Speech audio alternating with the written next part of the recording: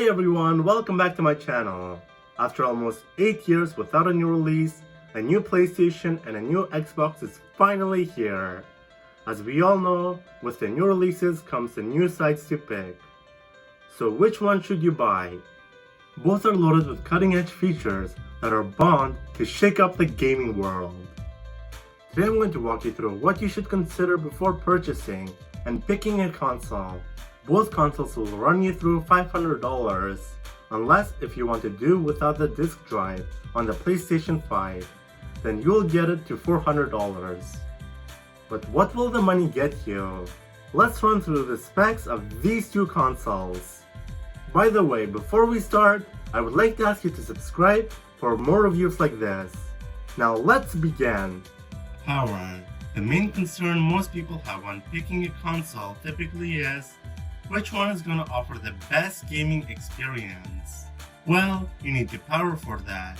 If you're talking strictly numbers, the Xbox Series X beef up at around 18% more processing power than the PlayStation 5. Speaking of the PlayStation 5, it seems that you're able to jump open games in about 15 to 20 seconds. Pretty similar to the PS4 8 years ago.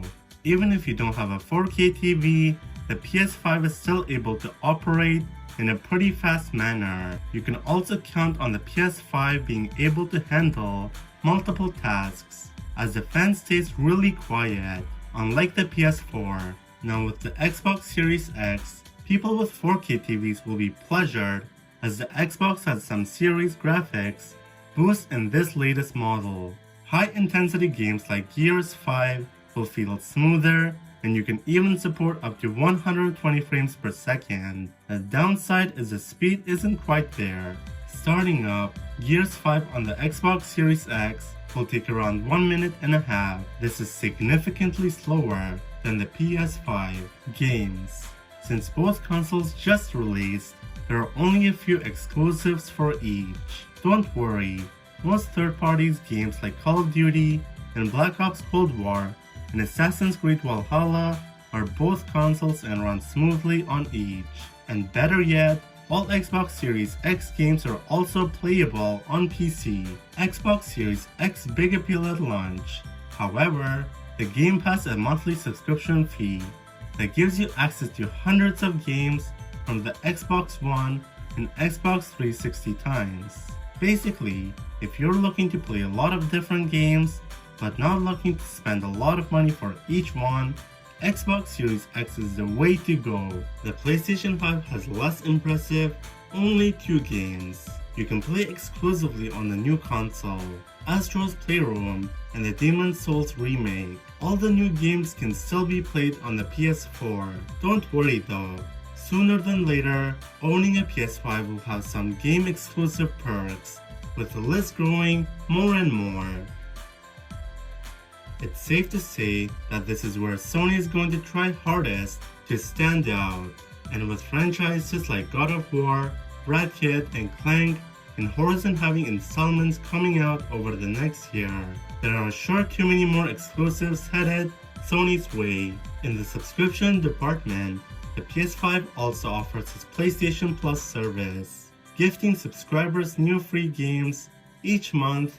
On top of that, 18 that comes standard. This is great and all, but for right now, Microsoft's Game Pass offering its way more valuable, but that'll probably change soon enough. Controllers. What good is playing a video game if the game control is clunky and uncomfortable? This time around, there are some pretty drastic differences between the PS5 and the Xbox Series X controllers. Picking the right controller for you might help you to make the final decision of which console to get over the other. Price. This one is easy. While both the PS5 and the Xbox Series X come with a controller, buying additional ones is going to cost you. The PS5 DualSense controller costs around $69.99, while the Xbox Series X controller comes at lesser price of $59.99. Comfort. Since these two controllers were just released, there isn't much to go off of, but what we do know is that the PS5's DualSense seems to be more comfortable to to hold for extended periods of time. Due to its longer handles and triggers that fit naturally, the Xbox controller's small handles are a step up from the old design, but the stiffer triggers seem to require a lot more force than the old ones did. In the end, it seems to be a user-by-user experience. If you're looking for a reliable, good controller overall, go with the PS5 DualSense design. This one's another subjective choice. In combination with its tall white tower look, the PS5's controller follows up the same design with the white and black mix, with the subtle glow from the touchpad, working well for its sleek, futuristic overall white. The Xbox controller does not have all too many features, besides an added share button and an improved D-pad. Besides that, most of the internals seem to be the same. The Xbox controller's look isn't at all bad, but the black cube console design with this similar looking controller make for a pair to disappear on the shelf compared to the PS5's standard appearance. Battery life. The last comparison is probably the most important one for any gamer out there. And there really seems to be no competition here, as the Xbox takes the cake with 30 to 40 hours of gameplay time, just by dropping 2 AA batteries. The PS5's DualSense does not come with a battery pack built in.